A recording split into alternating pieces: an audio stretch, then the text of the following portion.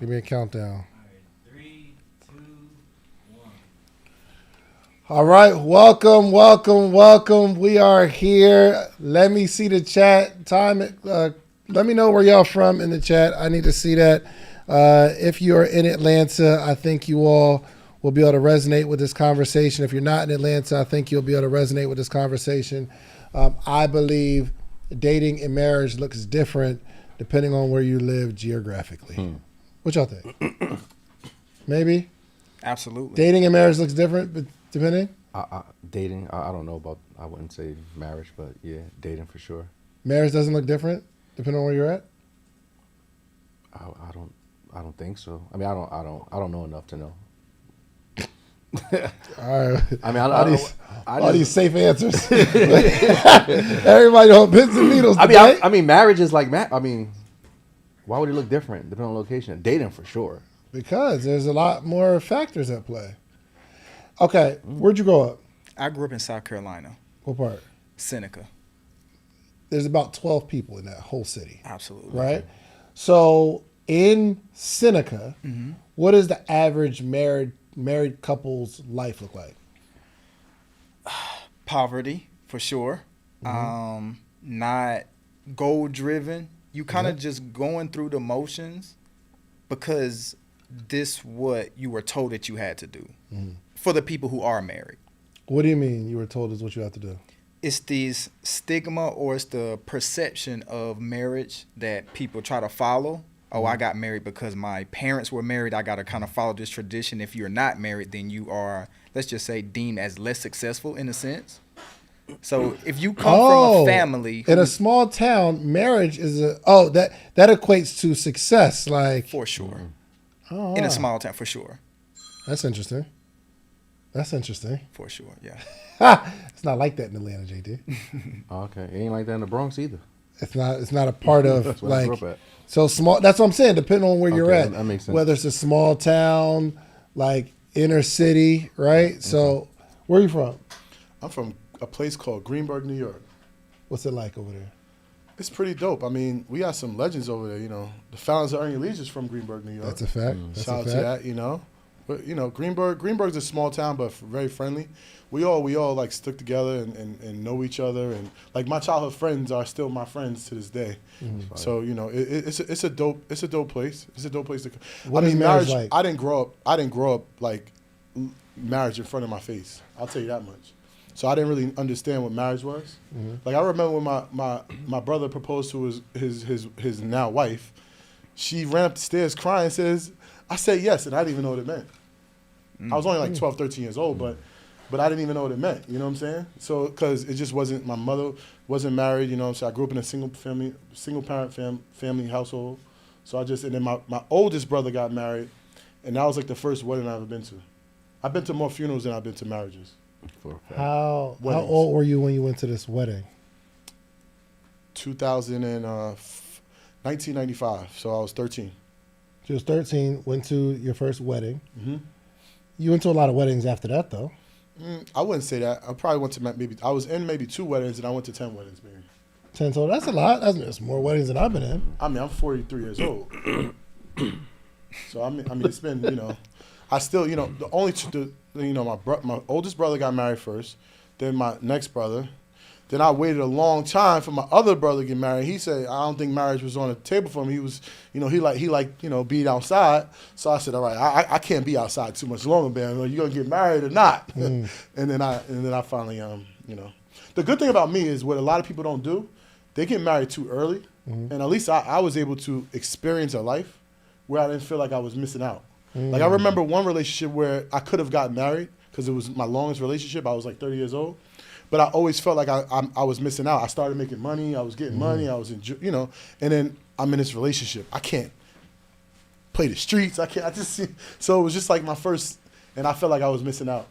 So this time around, I got like a good 10 years, you know, to. Hold on. Were you say you were married before? No, that was the relationship that I never proposed, but I bought a ring. I was going to get married. It was like my, you know, that was like my serious relationship. Got you. But you balked at it kind of because I felt like I was doing it for the wrong reasons. What was the reason? because it was the thing to do, and the night, I was trying to be. I was doing it because of society and not because I wanted to do it. Yeah. So you had some time in.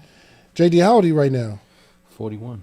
You're 41. You're together with your wife, married 3, together for 12 total, 12 years, yeah. which means you were 29 when you got married. Is that I right? think you're doing math a lot wrong. No, I mean 29 when you we met your wife. Yeah. Okay. Yeah. And were you all monogamous as soon as y'all got together? Yeah, pretty much. What, Mike? Yeah. This guy here, boy. Yeah. No, I'm just saying because Right out you the meet gate. somebody and you know how you could be dating on and off for a little while and Well, kind of. I would say kind of. I met my wife in a club, number one. Right. So I met her in a club. tell the story. Yes. I love mean, to hear she was seeking me.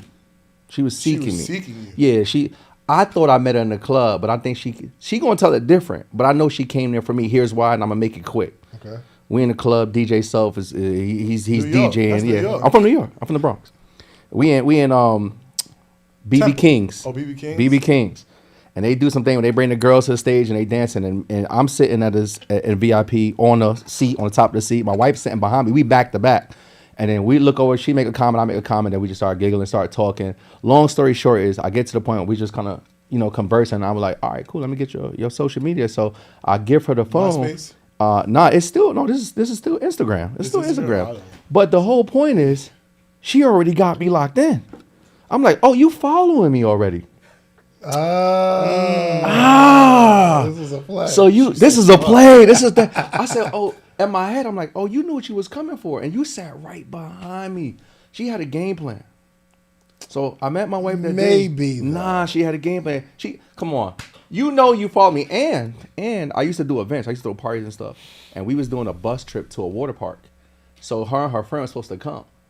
So when she sat next to me, she knew who she was sitting next to. I had no idea who she was at the time. Knew who she was She sitting came. next She to. know she came for it. And she got it, man. Right, It's you could she did really good, man. I mean, Jada, she could have just sat down and you happen to be next to her, bro. I follow people all the time where somebody's like, yo, you know so-and-so? I'm like, I don't know. And then But he's a I'll see promoter, and though. we'll follow each other. But he's a she promoter. knew so what was going on. He was popping. He was popping, so Michael know what I'm talking about. I mean, we He from was New pop- York. so We she understand. she got on the trip because she wanted to get closer to him. Yeah. He was popping. It was well played, though. It was well played. And what's But she her ain't gonna version tell of it the that story? way. What would she say? She would say that, she said her friend told her about the trip and they was gonna go, but she didn't know me, and that's the only reason she was following me because of the trip. I mean, I hear her. I don't necessarily, Two things could be true. And she's been holding on to this Two story things for the could be last true. 12 years. Two things could be true, but I'm gonna go with the one thing. She came there for a reason. Well played. So 12 years later. when you met her, Mm-hmm. how did it play out after that day? So after that day, we was on. Now we was like commenting, little cute comments on Instagram back and forth. It actually took us 6 months from that day to meet, and then we ended up meeting on a first date. I took her on a date right to this spot called Mother Burger. I don't know if y'all know. That's in the Bronx. Nah, it's in Manhattan on 49th Street, and in there, here's why I took her there. They had $3 margaritas. So this is working, JD. This is me. I got a job. Where's you working at? So I was working for a company called ACS, working with abused and neglected children. So doing social work. So we meet her, and I'm like, hey, listen, I always told my friends, we gonna go and see. We want to make sure she ain't here. I mean, I ain't really have no money. I thought I did. But I'm like, we gonna go get these $3 margaritas. It's a great date. Hold on, First date, did you $3 margaritas. say it to her like that? Let's go get these $3 margaritas. No, absolutely not. You're just like, let's I was like, grab let's some go on a date, drinks. let's go have a drink. But I chose this spot because I knew I'm like $3 margaritas. We should get about three. It's about $9. I'm nodding. You know what I'm saying? Start getting comfortable. Maybe she want a quesadilla or something. Yeah. Well, $20. But here's a crazy part. On that date, I was in network marketing too. One of my guys on my team called me, and I said, "Hey, you my friend? Come." She was like, "Nah." So he comes and he brings a prospect, and I do a whole presentation first date, network marketing. She just sitting there confused as hell. I do a whole like Trying to sell her? not her. I was selling the. He was recruiting. I was recruiting Yeah. somebody else. So I'm on a date with my wife. one of the guys on my team comes with another lady, and I do a whole presentation. My wife just sipping on a margarita, like, look. And this is the first date. Very first date. That's crazy. Well, the whole planned out thing kind of makes sense. If she was just waiting, try to, all right, let me just wait till this is over. Come on. So, I mean. She knew what she wanted. But I think you was low key probably trying to recruit her too, because I know how network marketing works. Like, I hope Nah, she's I wasn't. listening, You know what's wants to crazy? sign up. I wasn't even thinking about that though. I actually liked her. Like I thought she was beautiful. Like You I wanted was- her to sign up. Yeah. No, I didn't care if she signed up. She didn't sign up till like I didn't even ask her to sign up till like probably like a few months later. Yeah, but I knew like she would see like, man, like this dude driven. You know, like he out here trying to do. I'm like, it's gonna go one or two ways. He's just gonna look at me like, man, he about his business. He got something going on. He trying to do something, or she gonna be like, oh, I don't really like this. And if it was the case, I would have been cool with it, like whatever. Because I was so focused on what I was doing. I was so focused on network marketing. Like, if she wouldn't have been like receptive to that of what like the journey that I was on, then I was like, I was cool with it. That was my first date anyway. So I love it. So we meet 6 months later, and then we're first date, and then how did it go after that? she said, literally, as she's leaving to go to her train, I'm going to my train. She looks back and she goes, "Don't let it be another 6 months." You know what happened, though, right? It's another 6 months before Really? we met again. Yeah. Wow. I was fresh out of, like, I was literally going through the breakup with the mother of my daughter. So for me, like, I got a time, like, I'm partying now. I'm like, man, like, I'm like, all right, cool. But I'm like, I'm still like partying, whatever. But then like 6 months later on her birthday, I went to her birthday party, and then we actually like went out and ate. So y'all are still talking, communicating. Yeah, you just guys like still get together. Instagram, like just Got it. still commenting. She was like, I said, don't let it be another 6 months. But then from that point on her birthday, like that day, then we never separated. Like literally, like we moved in 6 months. 6 months after that, we was living together. Wow. Yeah, Dang, I y'all said, was I was like- moving 6 months, don't it? 6 Yeah. months 6 months. 6 months interviews. Yeah. Incredible. Doug, you have been married for Going on 7 years. going on 7 years. Together how long? 2009, so additional 10 years, so 17 years. We met in college. Tell me the story. South Carolina State, Claflin. Mm-hmm. If you know anything about that, for my people from South Carolina, it's like completely different. It's only a fence that's separating us. Mm-hmm. Claflin is a Christian school. Mm-hmm. South Carolina State is the Bulldogs. Okay. So it was, my wife gonna kill me for telling this story. If you went to state and you got you a female from Claflin, Mm-hmm. it's like hitting the lottery almost. Really? Yes. But that was the school with the money or something? No, it was a Christian school. Oh. So, and only the thing that separates these two schools are a fence. Mm-hmm. So So why was they so desired? I mean, who wants the like y'all would look at like, oh man, Because it was like church Like girls? uppity or something. exactly. Because they the wildest ones, or No, because they're not as wild. Exactly. okay. I mean, you never know. Yeah. So, yeah, we Christian met- girls, boy. I don't Yeah. know. I've been hearing some things about church girls. I don't know. And those Yeah, girls it was a Christian disrespect. school. It was a Christian that's what I'm school. saying. Christian school. Okay. Yeah, okay. so that's how we met. We met through a mutual friend that I had went to high school with, good friend of the family, and she became friends with my wife at the time, and kind of like, hey, you should go over here and meet this guy, because I seen her on Facebook. She had, I was like, hey, who's your friend? Like, introduce us. And then she made that connection, and she came over. They were supposed to come and play spades, and everybody in this room is gonna judge me. I say, bring her over here. I don't know how to play spades to this day. All right, let's move along. 'Cause I don't want to get upset. I don't okay? either, bro. I don't want you to get I upset. don't know how to bro. play no You don't spades. play spades? At all. I play some Monopoly. Where I grew up at, we played blackjack for money. I get with you on this Monopoly though. Oh, you don't want no problems. It's too many fake black people Listen up to in me. there. Spades take on too that long. side of the room. Yo, I've never met so many black men that never played spades before It's in Atlanta. interesting, In isn't I Atlanta. play That's Atlanta. blackjack. We play And blackjack for money. you're from New York. That's poor, brother. It poor. take too. It take too You long. making New York look bad. It take too long. Like Yeah. What you mean? How does it take you too can long? Well, lose- blackjack at one hand. We playing for money. Blackjack. That's how I grew up playing. Anything that I said, this game take too long. You got $4, 3 impossibles. Y'all yelling at each other, throwing cards at each other. Right. Outside in the. I mean, they always played. I was just like, I don't want no parts of that. Oh my gosh. All right, so you don't play spades. Mm-hmm. Does she play spades? Yes, she did religiously. Oh yeah. Like she her does. family and spades is like that makes me not want to play the way that they play. No, seriously. It's like, why is this so serious? Like the people that do play spades, like, why is this so? But you never was like wanted to learn at all. Nah. The way that I seen people act from, listen, this is a game. Nah, it's not. You see what I'm saying? You see what I'm saying? His whole face switched up. It's not. It's not a game. All right, so tell me what happened that night. So she come over and then they think that we're gonna play spades, and I'm like, what's your name? You know, I'm trying to shoot my shot, and she's looking at my high school friend, and she's like, why did you bring me over? Like, they're not playing spades over there. You see what I'm saying? So that's literally how we met. Bro, I ain't gonna hold you, man. We gotta get together, bro. Yeah, we friends instantly right now. Yeah. So that's kind of like how it started, and then it was. I was scared to get denied at first, if that makes sense. So she was saying like what are we doing? Yeah. And I would say, I mess with you the long way. And she was like, what does that mean? I didn't want to say that you was my girlfriend, because if she said I'm not, now I'm completely embarrassed. Yeah. Right? As a college student, nah, if I'm gonna claim you, you mine. So this one day? No, this was probably over time. Gotcha. Okay. Maybe a few months, because she used to still come to the house, because just not to play spades. Just not to play spades. Just come over there, converse. He's like, get back over here. The conversation was good, right? You gotta invite her to a spades night though, bro. Y'all gotta come to a spades night. Got you. So yeah, and then from there, we just stayed at it. She done my homework for me. She's the reason why I graduated from college. Oh wow, that's dope. Yeah, she literally done my work for me so I can graduate. So when she want half. Oh yeah, she was shooting in the gym. She was shooting. And let me ask you this though, for the people that become successful, because I think our 3 stories are, we went through the mud and grew together, right? I don't know if you had money when you met your wife, but I didn't have any money. She was the breadwinner.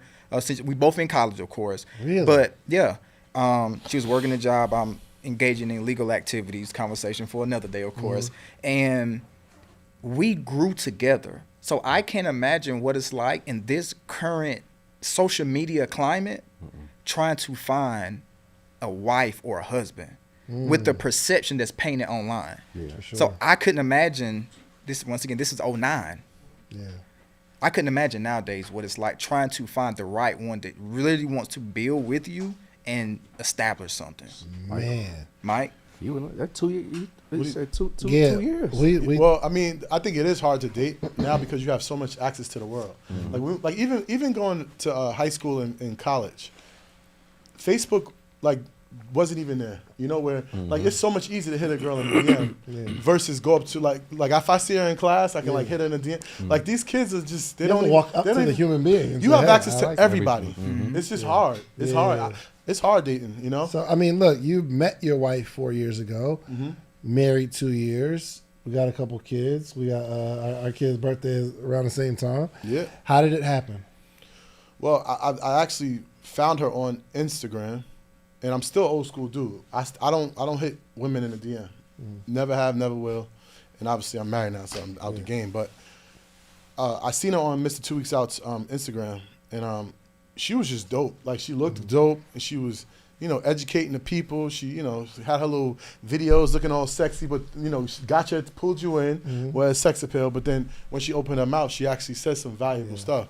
So, my thing was to, put her on Earn Your Leisure. I wanted her on Earn Your Leisure. And we never spoke about Forex in that way. You know what I'm saying? We had Justin come on when he was in that space, but he didn't really talk about the trading aspect of it. And she was the only person I've ever heard talk about actually trading Forex.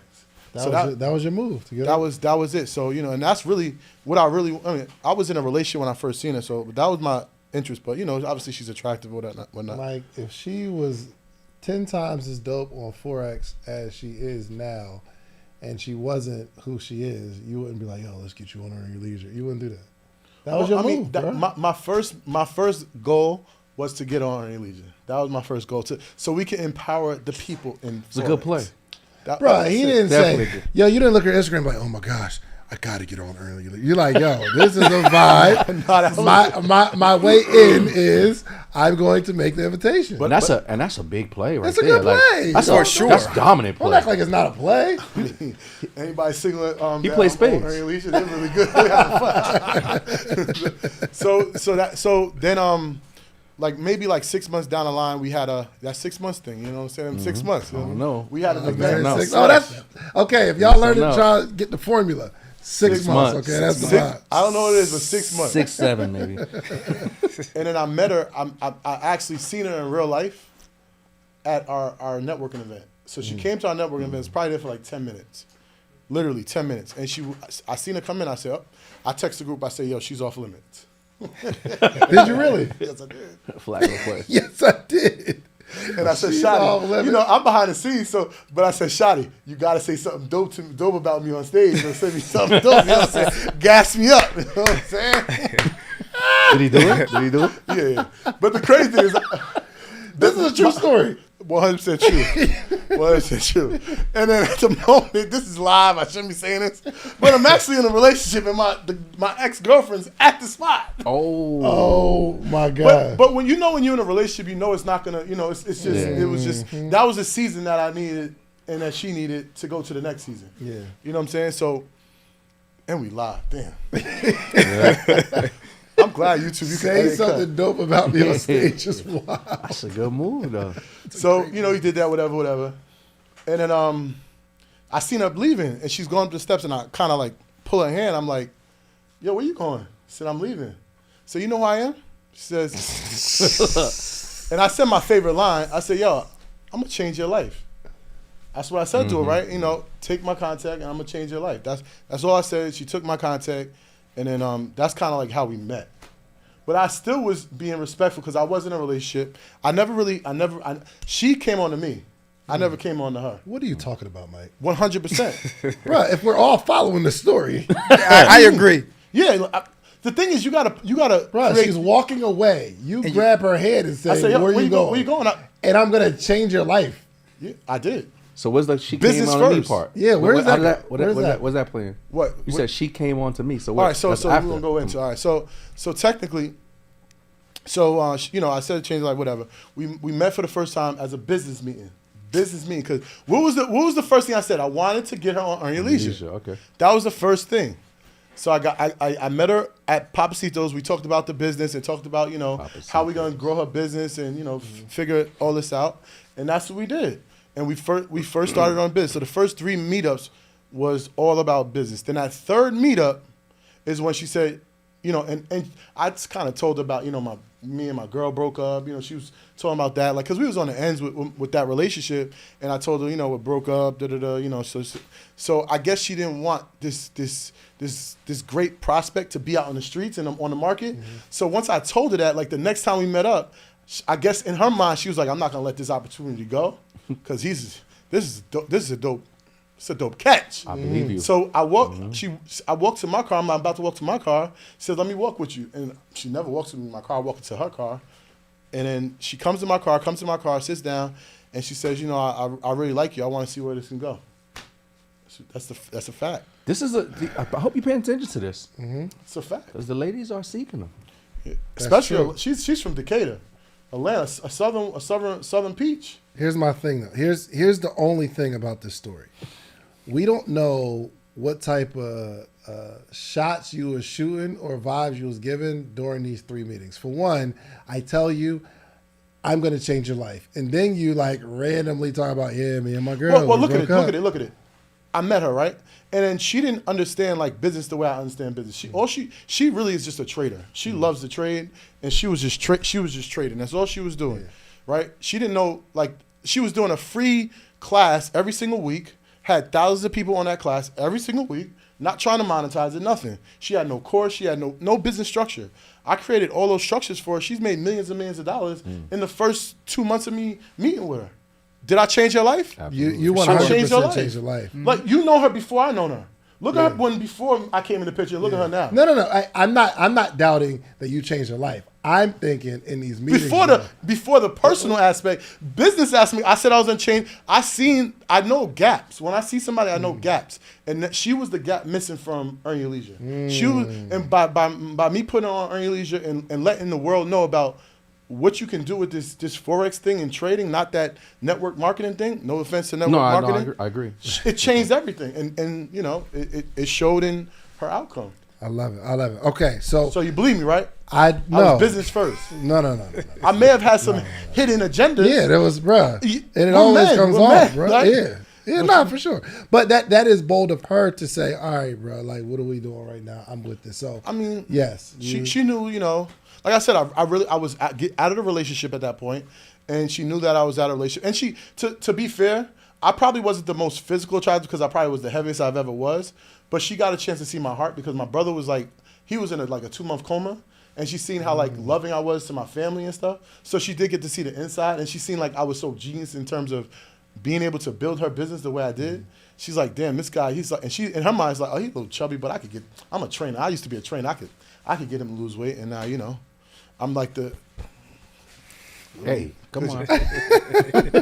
we both understood the assignment. Yes, Let's yes. put it like Okay, that. cool, We both cool. understood the assignment. All right, so let's get into it, man. The reason I wanted to have this conversation was because this is an entrepreneurial show, and there are many different facets to entrepreneurship. But when we show up, it's about, yo, I'm an entrepreneur, or, you know, we show our family, things of that nature. But I don't think people understand what it takes to do our very, very best to be successful on both sides.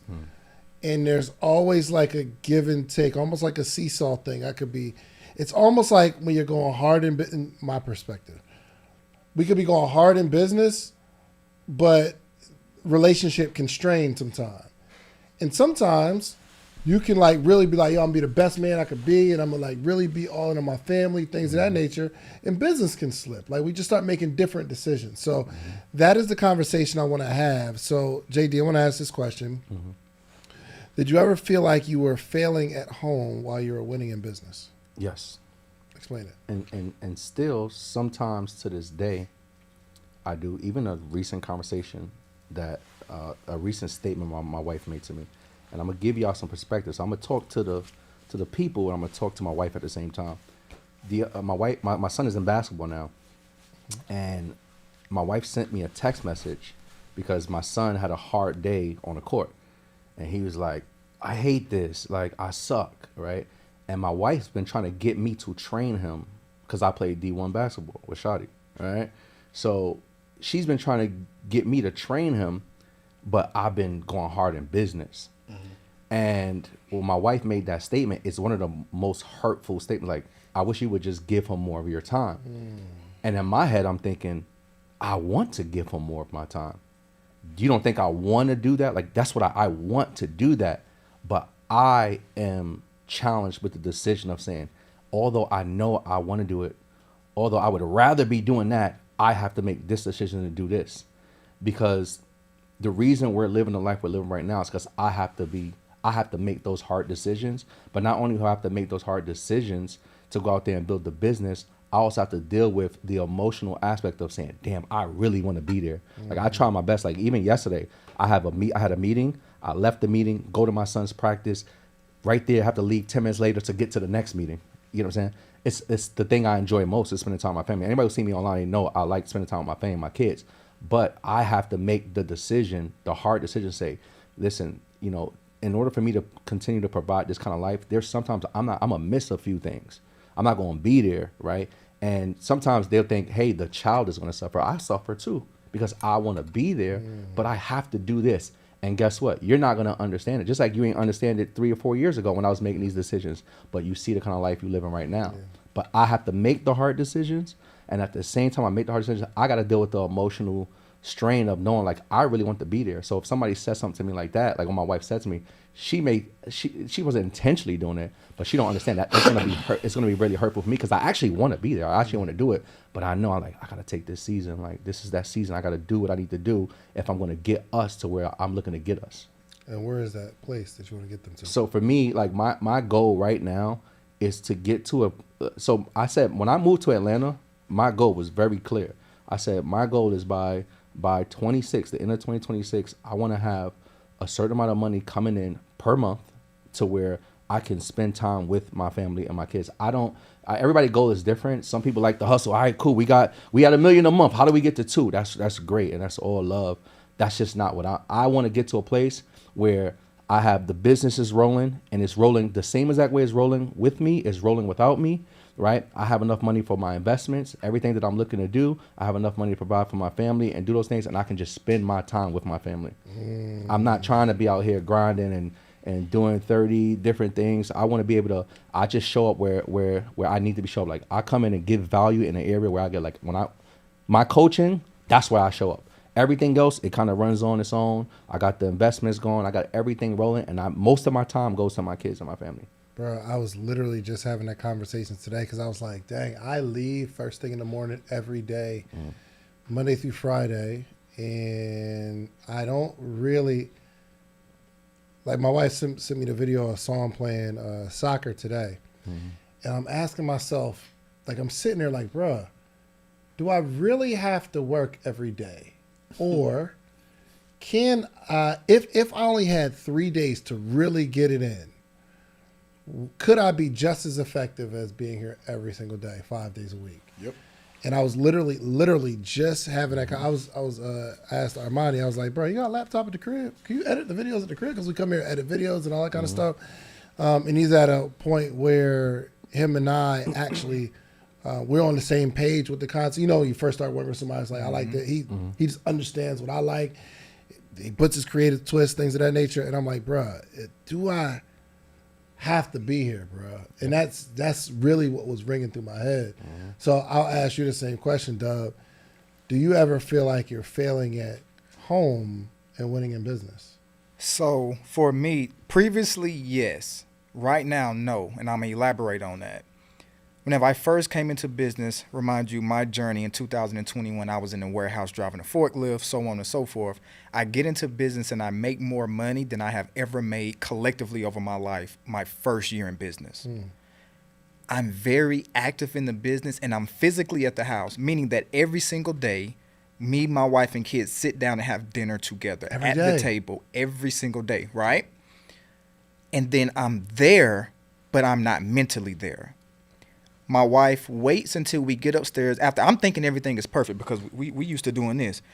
For sure. I love you, baby. Yeah. And then she say, don't forget the reason why you started this whole journey. So I'm thinking I'm providing us a different type of life. We're taking more trips. Like we don't have to worry about, for me, my first level of success was literally having my bills on auto pay and not having to worry about it. Just like JD said, everybody has different levels of that success meter.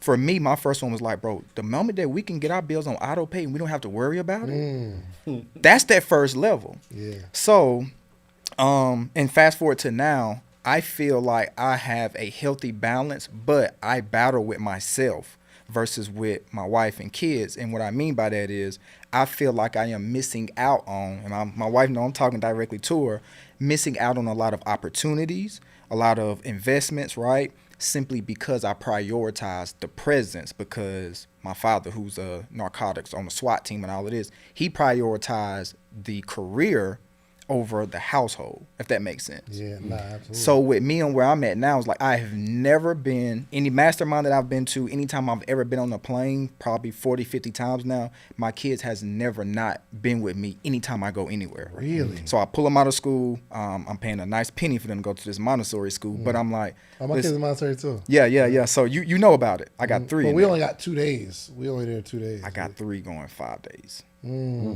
So that's a nice mortgage. Anyway, I've never been on a plane or anywhere without my wife and kids with me. Wow. That's good. Nah, that's good, bro. I knew this conversation was going to convict me in a certain way, and I'm like, I'm glad I'm thinking of that. Like, yo, how can I be more effective with the time? Because, I mean, you're missing out on certain things, but you don't know how effective you're being in the time that you have. Because these days get long, bro. Yeah, and I know, Mike, you travel a lot, right? What does that feel? Because you win in business, do you feel like you're failing at home sometimes? Well, my thing is, my feeling is not spending my time. I mean, I know, like, my biggest enjoyment is spending time with my kids. Like, business, nothing else fulfills me like spending time with my kids and my wife. That's my biggest fulfillment. So I actually enjoy that. Not saying that other people don't enjoy that.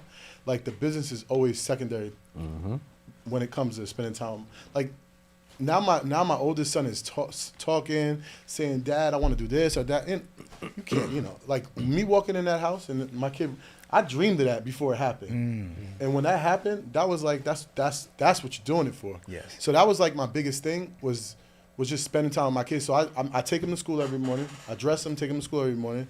I spend an hour with them after they get home from school, and then I spend an hour before they go to sleep. So that's kind of been the structure since day one.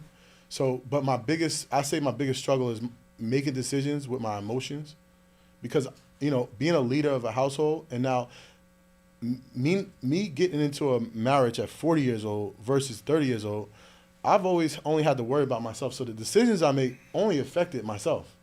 But now it doesn't affect just me anymore. It affects my wife. It affects my kids. So now I know that, like... Give me an example.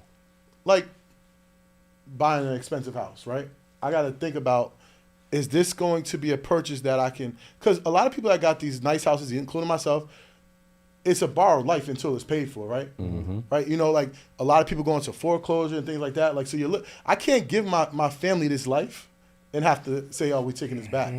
Like, you know what I'm saying? So those are decisions that you have to make sure that you have things in place that no matter what, you can continue this lifestyle, right? So I've given my family a really great life that, like, I couldn't even dream for if I wanted to dream about this life I'm in today. Didn't even dream this far. And, I have to be careful on the decisions I make, financial or decisions on, like, my son right now is going through, like, I'm thinking about putting him into a different school. I have to make sure that it's going to be a right decision, not just for him, but is it going to be the right decision for our family in terms of, traveling further to a different school. I have to change my youngest son, go bring him to the school, but maybe he might be excelling in this school while I'm going to take him out to school because he's feeling it, like he's having some, so it's like these decisions, you can't just make them, make them what is that word? Make emotional decisions, but you can't make them, spontaneous decisions. You have to really think about everything around that decision before you make it. So that's probably been my biggest struggle, but I've been, growing, into that person and making educated decisions. But you do travel a lot, right? I do travel a lot. But see, my traveling is, and everyone that travels with me knows that once the assignment's done and wherever we are, I'm out. Yeah, I'm the same way, bro. I'm out. I don't stay longer for nothing. Like, even we could have stayed, we was just in Vegas. I went to Vegas for a day and a half. Yeah. Once everything was done what we needed to do, I was out.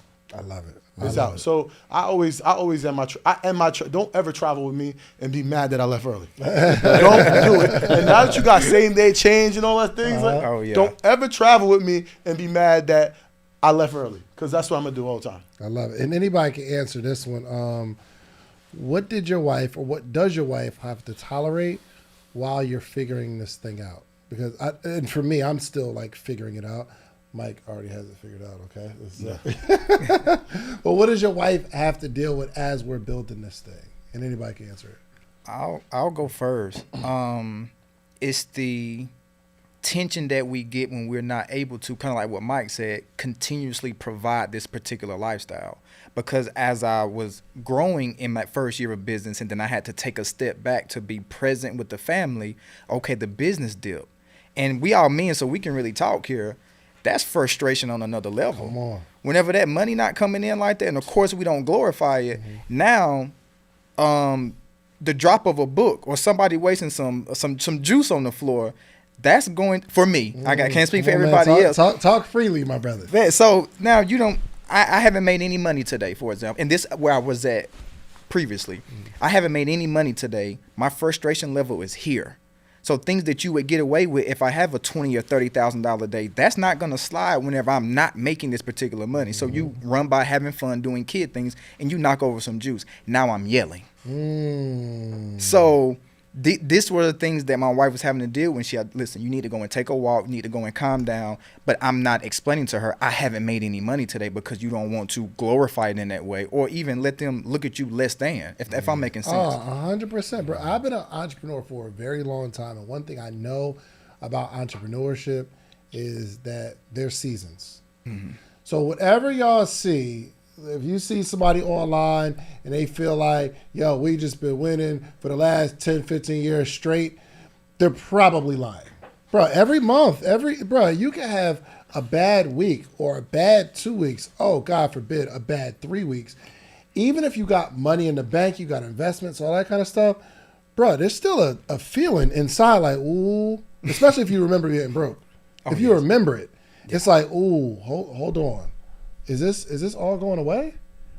And then the small questions, or your wife trying to ask about your day, and you give an answer, and they keep pressing about the day, and you're like, bruh, I don't want to talk. I don't want to talk right now. But you can't say I don't want to talk right now. You got to make it normal. But then it gets snappy, right? So man, this is a real conversation. I think even wives can appreciate this. As a man's building, bruh. Ooh, a bad day, lose a contract. Somebody do a $5,000 refund. You like, bro? Come on. Come on now. What are some of the things your wife has to do? I would say time and guilt. Time and the guilt that we put on them. And I'll let me give it to you this way. As a parent, as a mother, forget a parent, they take a lot of time, their whole life. My wife is literally, people are like, oh, stay at home mom. My wife is working from the time she gets up to the time she go to sleep. I can't handle it. My daughter 3, daddy, but can you, daddy? I'm like, I can't do this. I can't do this. I just cannot do this. But my wife, she deals with my kids all day, every day. My family calls her more than they call me. She deals with everything else from the time she wakes up to the time she goes to sleep. So I may be out there doing business, but she's at home doing business. I'm talking about taking the kids to school, make sure appointments. Now, on top of that, and the reason I say it's time is it's not only time with the kids, it's not only time to handle my family, it's time to handle me. Because now you got to take care of me too. So like as a wife and a stay-at-home mom, like she does so much, and I see how tired she gets, and it's my job to pay attention to that and not put the guilt on her, which leads me to the second part, which is the guilt that we place. Because when we're building, it can be frustrating, especially when you don't have those, when you're really trying to get it and you know, like, man, I got to make these moves and this is going to change our family's financial future. Like, you're going hard, but there will be conversations where my wife will say something to me and I'll say, you got to do your part. When we did this, when we came to this, we made an agreement. If I'm gonna go ahead and make this money and make sure you ain't gotta work and pay the bills, your job is the kids. So now the guilt on her that I don't see, what I'm saying that is, I had to get as a woman, as a wife, I had to give up. I had shit going on too. Yeah. I gave it up because you wanted me to be a stay at home mom, and now that I'm staying home, you're saying you're saying because I'm not providing finance, oh, that's your job, that you don't got no responsibility with the kids. So now I have guilt, like, damn, should I go back to work? Should I go start my businesses again? Should I do this? And she got to deal with that. And that's not my intentions. But the moment I say, that's your job and this is my job, now she's probably thinking, well, you know what, maybe I should go get a job, or maybe I should go get a business. So, we don't think about that. And that's why, like, for me, the thing that I've worked on so much is just really paying attention. And I learned that from my wife. I learned how she pays attention to me. Like, literally just the other day, she did something. It always blows my mind how she pays attention to me. And she teaches me how to pay attention to her. And I'll just give you an example. For the last few weeks, I've been saying, you spoke about like health, like you was the heaviest. I'm like, damn, I'm the heaviest I've ever been. And I just kept saying, man, I really like the one thing in my life that I haven't been consistent in is my diet and working out. And I kept saying, man, I want to do the 75 hard. I want to say, and then I saw J. Crew, he sent me the app, and I'm like, I said, I kept mentioning it. I never had the conversation with her, like, babe, I want to do the 75 hard. So I walk in the living room the other day, and she's writing a note, like a letter. I'm like, who you writing a love letter to? And I'm like, who you writing this love letter to? I'm joking. She's like, you'll see, whatever, like that. And then we pick up the kids. She stops at Walgreens, and when we get out the car, she rushes inside the house. I don't pay attention to her. I go to my office like I always go. She knows me. She goes to the office. She placed this big old cardboard and the letter on there. And it's a cardboard that she made with the 75 hard, 75 days, the rules. She wrote a quote to me. She wrote a sentence to me. Hey, what is that? She's paying attention. You got you one. She has. You know what I'm saying? She's paying attention. But that's what my wife. I can give you so. We'll sit up here forever. But I give you all the examples of the things that I didn't say that my wife heard. Yeah. Let me ask you this too, because you mentioned something. I wanted to touch on it. When did you realize how hard of a job that she has it being with the kids? I realized it many times, but but for the 1 hour I had to spend by myself doing it. Like the 1 hour when I had to sit here, like my wife, she went to the other day she took my son to practice, but I had to get on a meeting, so I had my daughter there, and my daughter, she's like, Daddy, I want to watch Halo. Okay, cool. Go watch Halo. Daddy, Peppa Pig. I'm like, you just watched that for 2 minutes. All right, I get up. I got to do Peppa Pig. Daddy, I want cereal. I'm like, all right, go. Let's get cereal. Dad, I want to in the living room. I'm like, yeah, I can't work. I literally got nothing done. Yeah. And this is only my 2-year-old daughter. And like when I like just having that experience, like if you really want to see what your wife, the mother of your child goes through, the stay-at-home wife, just take her job. Cause I always say to her, well, if you want to trade places, let's trade places. You go get the money and let me do this with the kids. Oh use that no. I don't want to do that at all. At all. I said, this is not, I told you, listen, it may take you 10 seconds to change a pamper. It's going to take me about 10 minutes. Yo. I don't want to do none of that Oh stuff. my gosh, I dude. can't do it. I don't even have the mental capacity. And I was saying to my wife, I'm like, I don't know if it's because I'm getting older, like I don't have the patience or something, but there's no way I can do what my wife does. Yeah. I come on, I say, you a superhero. There's no way that I could do what you do. So that's what my wife be joking when she had to go out of town for one day. Oh, Lord. Yeah, I said it Lord. one time. This was, and after I said it, not immediately, but I wake up at 5:45 every morning. I do my workout, come to work. I'm running all day, and I'm just having a day. And I come home, and my wife is like, "Yo, you gotta get the kids. I am tired." I'm like, "Bro, what you do all day?" You know, I'm like, "Yo, all you." I'm saying the kids. I said something like, "Y'all been home all day?" She said, "Yeah, man. You've been home all day. Mm-hmm. What do you feed the kids? Give them a nap. You get to take a nap and all that, bro." I'm going through this, and I see her boiling mad, bro, and like she starts to talk. I don't remember exactly what she said, but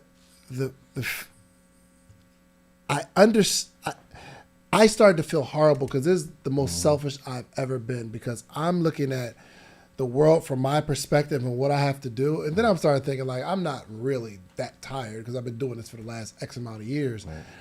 But when she explained all the stuff that she has to do, like I'm trying to wash clothes, and after we wash the clothes, trying to fold and clean the house, look at the house, the kids got crumbs everywhere, and then Psalm will, I mean, he's more potty trained now, but he'll have a blowout at any moment. I mean, and just keep playing, running down his leg, won't tell nobody. And then the poop is, I'm like, when she started explaining, I said, oh, business is easy. But I didn't understand from my perspective. I'm thinking, bro, what are you doing all day? You just get to stay at the crib. And I didn't understand that. I didn't understand that. See, I come from a different world because, like I said, most successful men don't marry a successful woman.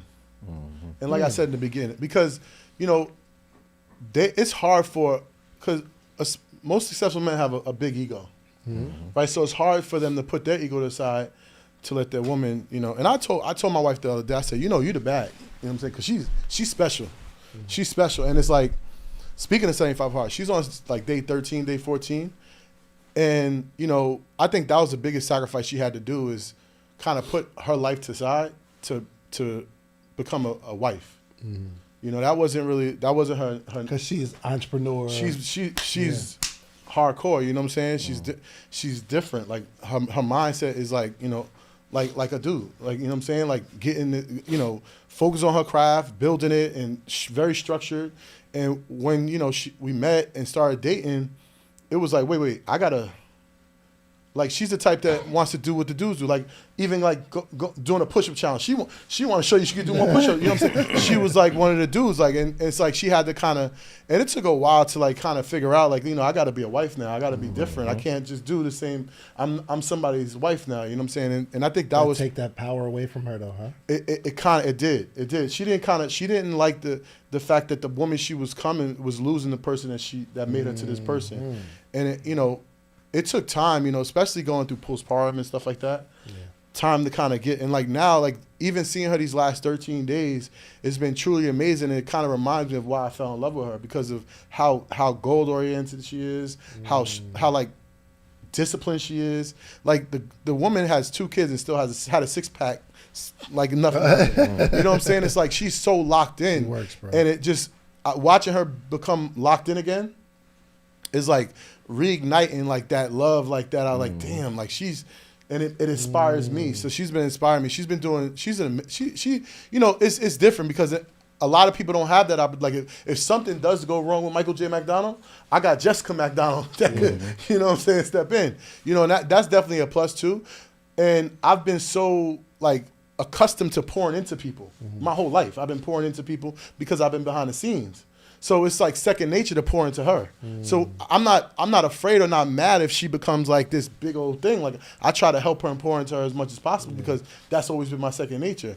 But a lot of, you know, successful men are not capable of doing that, if that makes sense. Because they can't, they don't want their woman to be more successful than them. And I would be, take it. Go. Let's go, you know? So I think that's probably been the challenge for her in terms of like, you know, but I'm like, you know, changing diapers. I'm in the what you call. I know how to do all that. I say, yo, go leave for 75 days. We good over here. You know what I'm saying? Yo, I mean, it is hard. It's definitely hard, and I didn't notice it until she had an accident one time, and she was like, you know, she had a back concussion, and she couldn't do anything for like 3 weeks. So I had to hold the house down for 3 weeks, and that's when I realized she got a really hard job, and it was really impossible for her to have her job as a wife and a mother and also focus on her craft. And the fact that she's doing it now makes me more like love her even more because she's just such an amazing soul that, you know, now she's doing both. And I thought it was impossible. I love it, man. So, you know, shout out to Jessica. Absolutely. I wanted to ask, because I think as we grow up, our idea of marriage is shaped based on our experiences. So I wanted to know, what did we learn about our parent? What did we learn about marriage growing up, good or bad? What did you learn about marriage growing up? Growing up, my father, he left as soon as I left to college, he left. But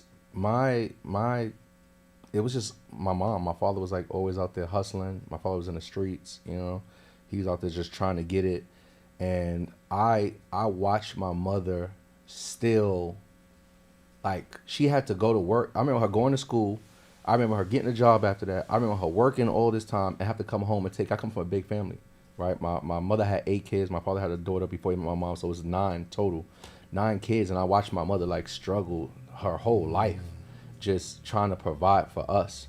And for me, you know, and I called, my mom always called me as I walked in here. Like, I talk to my mom all the time, but it showed me, and my father was, he was a good dad. He's always a great dad, you know, did everything, you know, God rest his soul. Always was there to push us and everything. But I just watched my mother work so hard. And, you know, anybody who knows me, I'm like, my wife is like, it's like completely opposite of that.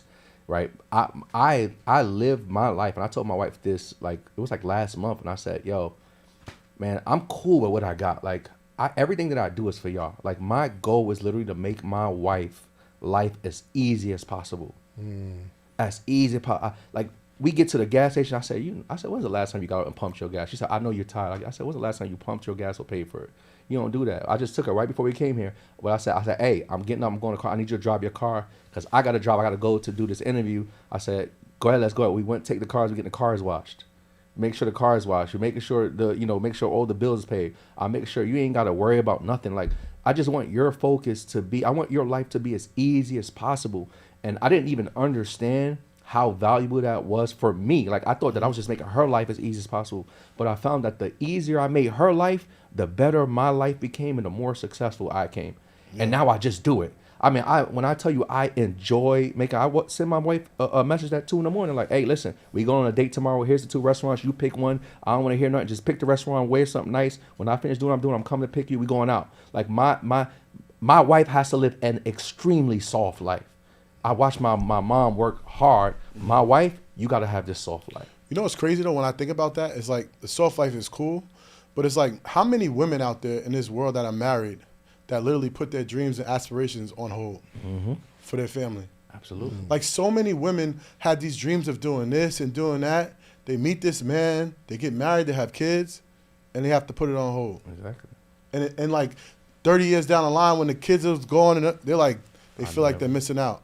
And I won't ever want someone to feel resentment because of something that I was a part of. And that's what I said. That's what I meant. Like, what I said, the guilt that we don't really Yes. realize that we put on them. But they, they've been, I know my lady. She had her own business before that. She had different things that she was working on, and I continuously asked her to stop that and just do it. So we don't really think about that, and that's why it goes back to what I said. You might be thinking you're doing her a favor. There you but go. in reality, you might be taking, because people want to be a part of something. People want to build things. People want to, feel accomplished. Most people just don't want handouts. Right? Because it feels too easy.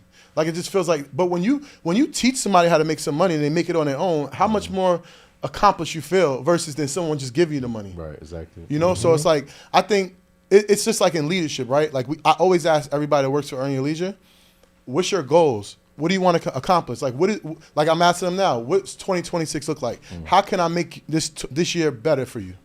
Right? I do it the same thing for my wife. She says, I want you to wake up at 3:30 in the morning so I can go to the gym. She gave me all these little things. I have to suffer but not really suffer, but I have to, sacrifice. Yeah. That's the word, sacrifice. So she can live her dreams, live her aspirations, And I think that's the thing that's not really spoken about. Like asking your wife, asking your partner, what is your dream? Where do you want to be? Like, how can I help you get to that goal? Well said. And again, Dub, what did you learn about marriage from your parents, good or bad? So I grew up in a single parent household, and my situation was a lot different because the only experience that I got to see with marriage was my aunt and uncle, right? But with my mother and father, he went and remarried. We're going to get into it. So imagine being in a small town. Everybody know your family because of a career that your father have. He's lieutenant in narcotics. He's the big police guy. And then... And you were selling weed. That's crazy. It's a crazy story. We're going to get to that. We'll get to that on another. Yeah. So to be in this particular setting, and then your mother and father split up, and then your father go and start another family. And you with your mother, and the things that you are exposed to in a great way. So materialistic things, for example. I had a separate wardrobe when I was at my father's house than I had when I was at my mother's house. So I am being, in a sense, lured, right? I guess for lack of a better word, like you're being lured this way, but then whenever I have to go back to a single mother household who's grinding and doing everything that she can to provide, yet not trying to keep up with that, because once again, you have a 2-parent household over here. I had 2 Christmases, literally, you know what I'm saying? You go over there, bro, Christmas coming up, go over my daddy house, I get all of these things, but then I'm with my mother, and I'm trying to hold her to a certain standard as a child. When you were a child, you thought as a child. So I'm like, I go over my daddy house, I got, 3, 4 big gifts. You opening up a gift every day leading up to Christmas, and then you go to your mother's house and you like, I got some school clothes. You see what I'm saying? So what I learned from that is, that's why I talk about, we spoke about it previously, like the presence with a TS on the end will never supersede the presence with the CE on the end. Totally. So that's why I go so hard for my kids, is like, listen, I could provide you with the best experiences and take you to all these nice places, but if I'm not there for that basketball game, if I'm not there for swim, for karate, they're not going to remember the materialistic or the lifestyle that I gave them as they get older. Yeah. So that's my situation. It's like my father provided all the materialistic things for me, but what you didn't provide was the time to teach me how to properly love a woman. Well said. Golly, man. I think in me growing up, in our household, what I learned is when you're married, you're together and you're building a family, but there wasn't a lot of, I can't say it wasn't a lot of love in the house because we were taken care of. I knew my mom loved me, but I didn't see an example of them loving each other. So as I looked at I have two parents. I have a mom and I have a dad. But I don't know if I ever looked at our family as a family. Mm-hmm. I looked at like the people in my house as individuals. My mom, I got a relationship with my mom. I got a different relationship with my dad. We play basketball. He teaches me how to, the sports, things of that nature. I got my relationship with my brother. That's just my big brother. I want to do the stuff he's doing. So it was like silos of people to have relationships with, but it wasn't one family. Even I do remember us having dinner at the dinner table, but we never really talked about feelings. We never talked about emotions and how do you feel? Like, how did you feel about that? No one ever asked me what's going on with me mentally, emotionally. We just never talked about feelings. Yeah. So I wanted to ask you all, were you raised to talk about how you felt and expressing emotions as you grew up? I mean, I think the way I grew up, the biggest thing my mother instilled in us is how close we are. And I don't know if that's ever got that, speaking man. about my emotions, but I was so close to my brothers. Like, we're very like, I couldn't like I didn't. Well, my mom died at when I was 21, so I didn't really get the talking to my mom about like even like man stuff and stuff like that. I wasn't able to do that, to experience that. But what I will say is that my brothers like they gave me that for me. I was always able to, connect with my brothers. Like, we go everywhere. Like, my brother's here now. Like, all my brothers moved to Atlanta. Like, well, most of my brothers, I was trying to get my sister before she passed. My oldest brother, I'm trying to get him to move. But we're a really close knit family, and that's just one thing that I pray that I can get my kids to do, like, be really close like that, like how we are. But I mean, I would say, yeah, we talked amongst my brothers. That's what I would say. Mm-hmm. I was able to. I could tell my brother anything. So your wife gets to feel that love or the wantingness of connectivity, family, things of that nature. Yeah. Like, I think in therapy, I would say therapy helped me do that too, because there were some things I would hold inside, and then if you know me, you know that I kind of wear my feelings on my sleeve. If you really like get in a deep conversation with me, but that didn't happen until therapy. So I think therapy really like kind of made it easier for me to release my feelings, because when you start bottling up things, it builds up and then you have those explosions, and we don't want those. We don't want those explosions.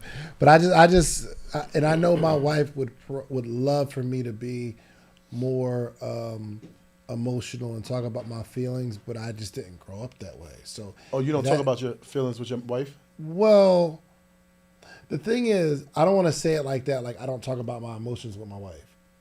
I would have to frame it like I don't have the tools to even share it. It's not like I feel a way. But we talked about therapy. You said you was gonna give it a try. Absolutely. We sent the Dr. Did you try Spirit. Well, not yet. We sent the email. Did she reply? Did they reply? They did? What do we gotta do? I gotta set up my account. So yes, I'm gonna go through that process, because it's not like I got something to say, but I'm gonna hold it to myself. It's literally, I've just been for 41 years, I manage things on my own. That's what we do. Does she talk to you about her emotions? Yeah, all the time. It's usually a give and take. Like, if you give a name, you get a name.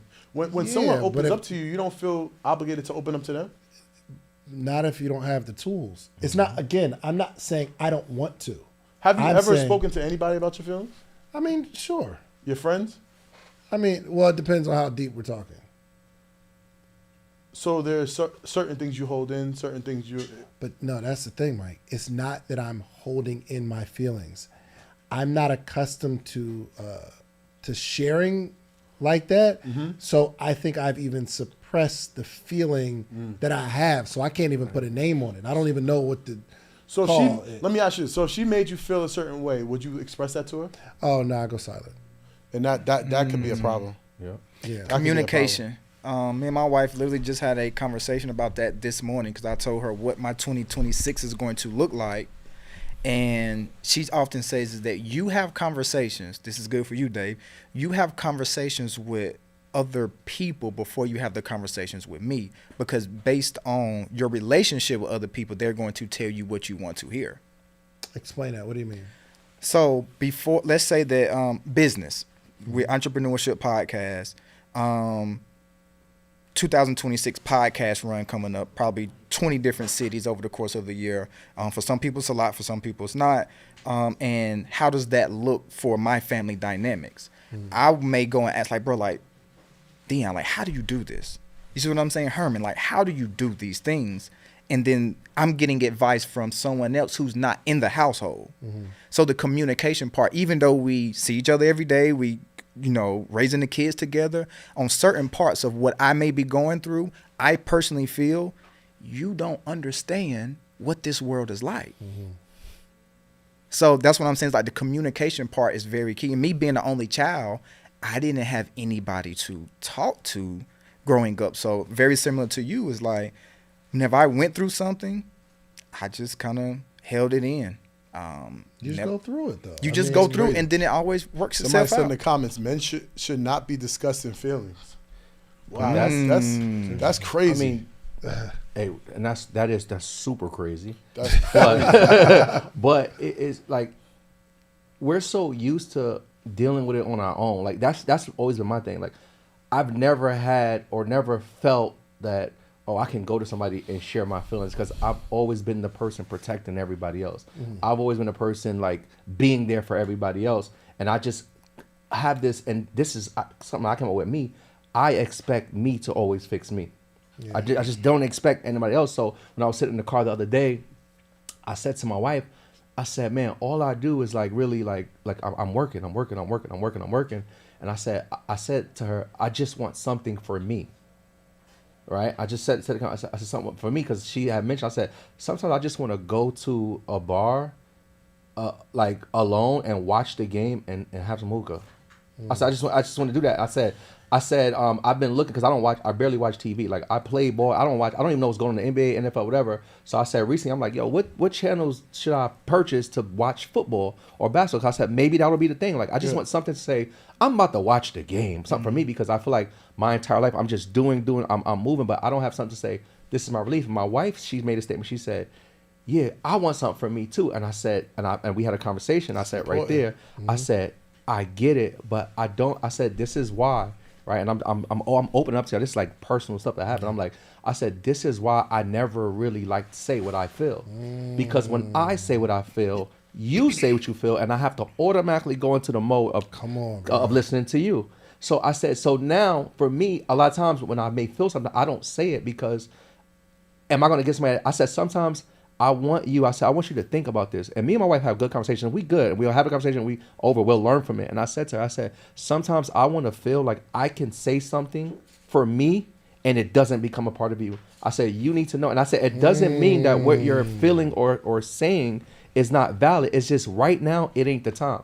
This is the time for you to hear what I need. You get what I'm saying? Not to hear what So I know for me, I had to grow into this space to be able to have that conversation with my wife.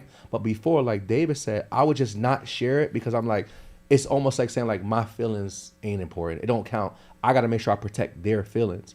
But I've come and grown to a place where I can say, hey, wife, like, I need you to listen to me for a second. Like, this is about me. I don't want to hear about your feelings for a second.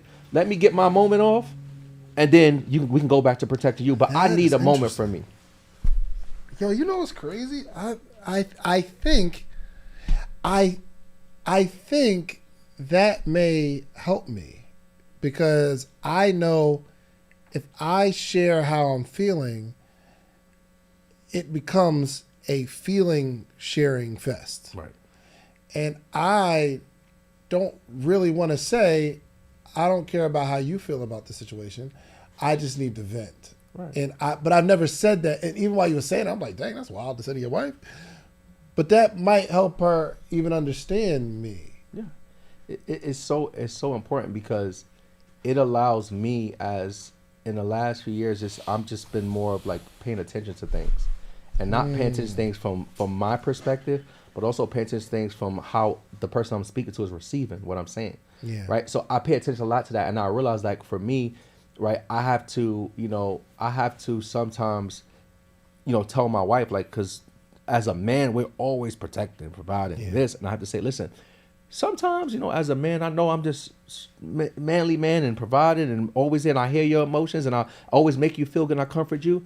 I say, you know, sometimes I just want to be comforted, right? Just because that one, for me, you may only have to do it for 10 minutes. And I'm like, damn, I'm good. I'm Superman again. Let's get going. But sometimes I want to be able to say something without hearing your opinion about what I said. I just want you to hear me out and listen to me for me, help me for the second. And now look, it doesn't negate the fact that you may be going through the same thing. Yeah. When I said I need something for me, that didn't mean that you didn't need something for you. Come on. It just meant for that moment, I needed what I needed. I needed that moment to be about that. That's the hack to marriage, communication. That's strong. And the fact that you communicated that to her, now she can, you know, keep that in her subconscious to when you do express yourself, it takes a lot for you to express yourself. Listen. And here's the crazy part. This is why I love my wife. Because my wife, she's strong, very opinionated, strong. In that moment, literally within the next 5 seconds, I just heard her listening. I heard her listening. And she was, you could tell, because there's many times we have conversations, I'm like, she ain't paying attention to me. She ain't hearing nothing I'm saying. She just waiting to say her point. She sat there, and I could literally hit, like, I'm looking this way, because I knew one wrong word could go into an argument. Yeah. I literally heard her listen. She's listening, and she got it. And I'm like, I was so glad that I took that second to say what I said, because in that moment, literally seconds after I said, she understood what I said. Man, what's crazy is I don't even know how to share. I don't know how to share what I want to say sometimes for fear of it coming off wrong. Mm-hmm. And I'm one of those people that I just don't want it. I don't want it to come off wrong. You know what I mean? Like, I'm delayed in telling someone bad news because I don't know how to say it. And I'm hoping, like, okay, me and my friend, we like, yo, we're going to go somewhere. We're going to go out and kick it. Maybe, you know, something we're supposed to do, and which I don't get to do a lot, but I might not feel like doing it. So I sit there and I wait for you to try to cancel. I'm with you. Me and you. I don't know how to say, I don't want to do what I said I was going to do with you today. That's me all day. Yeah. I don't know how to do it. I don't know how to cancel. He's a piece of work. You ever try to look? You have a team member where you know they're not a right fit for the team. Yes. Mm-hmm. So you don't want to fire them. It's have you ever fired somebody before? Yeah, absolutely. But it's like all the time. It's I'm about to fire someone now. It takes so much longer for me to say it though. Oh, yeah. So because I don't know how to say how I feel, because I'm always worried about how they're going to take it. Mm-hmm. So that translates. And this is with your wife as well? 100%. Do you feel like your wife's your best friend? It's a good question, Mike. Damn, that's a tough question too. No. I mean, and it's important. And I'll tell you right now. I don't think that's fair though. Bro. I'll tell you right now. I have a best friend. We've been together. My best friend I've known since 2001. And it's unfair to compare a best friend to a wife, in my opinion. Oh, you spend way more time with your wife than that best friend. Do I? Would you share stuff with your wife that you won't share with your best friend? Would I share stuff with my wife? No, he don't share nothing. I would. I thought you don't share anything. I don't share anything at all, but I'd share more with my wife than my best friend. There you go. Unless it's about my wife, then share with my best friend. Hey, but if you don't tell you, like he said, if you don't tell your wife when she's doing something that you don't like, how's she gonna know? Everything's gonna be okay. It's not because I will say I'm a person that she wasn't my best friend when we got married. She's grown into my best friend. Mm-hmm. Like I'm only 2 years in, but she's growing into my best. Because sometimes I feel like one, she can't handle certain things. Other times I feel like she's gonna not agree with certain things. But then you start to realize that your wife 99% of the time is always right. Mm-hmm. Like she has the wisdom. She's looking outside in. Like any person that looks outside in gets to see a whole different point of view. 99%. 99%. I'm telling you, your wife has so much wisdom. You married her. You married her, so she got to have some type of... Dave, let me ask you this real quick. Going into business, have your wife ever said, it's something about that person I don't like? 100%. Mm-hmm. Have they been right 100% of the time? Yes. Most of the time. Most of the time, yeah. Most of the time, yes.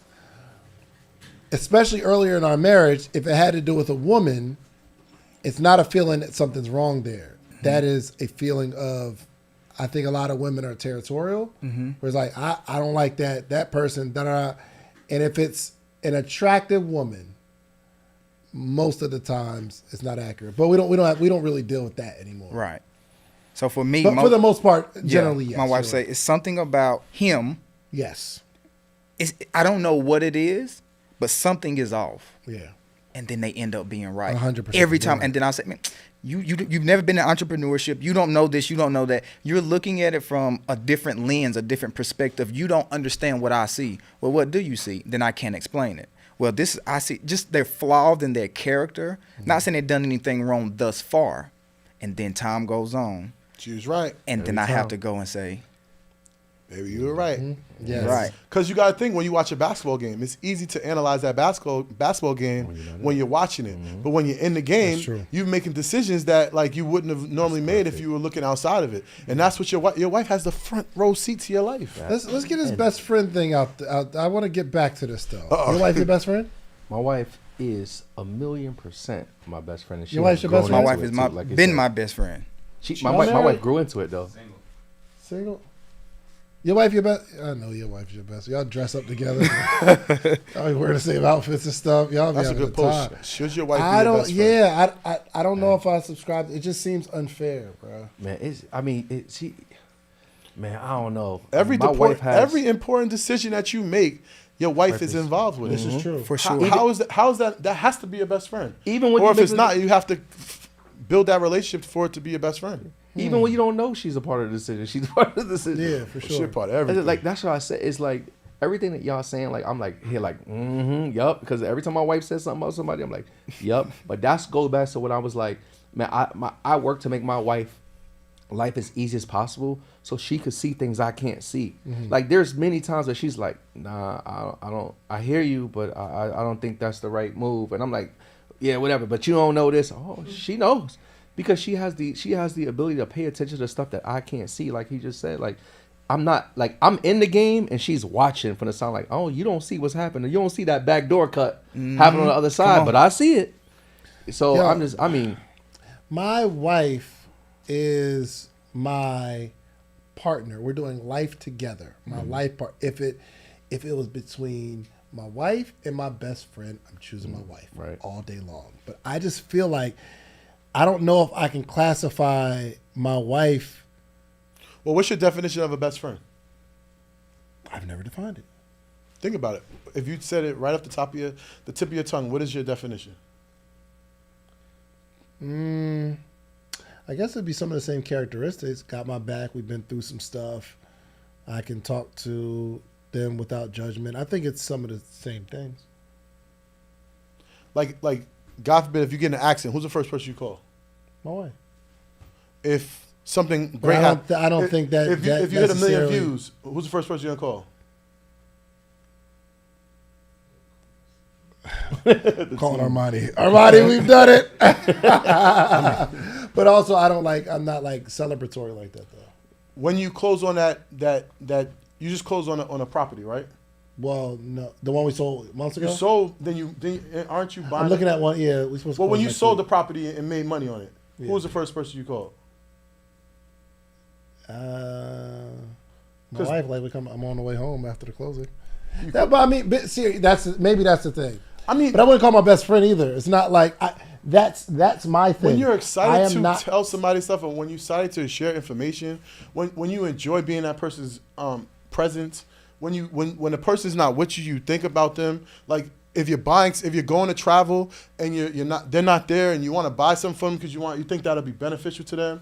Yes, those I are do all that- the traits all of those- your best friend. No, just no, because I you don't buy. believe. I'm not out of town, and I'll be like, yo, ooh, my best friend, he's like that. I'm not doing if your that. best My friend, wife, your yes. best friend drinks this particular liquor, right? And they don't have like White Hennessy when White Hennessy was popping. Yeah. And you know your best friend drinks White Hennessy, and you go to Bahamas and they sell White Hennessy, you're gonna pick a bottle of White Hennessy for your best friend, If right? I'm being honest, I wouldn't think about it.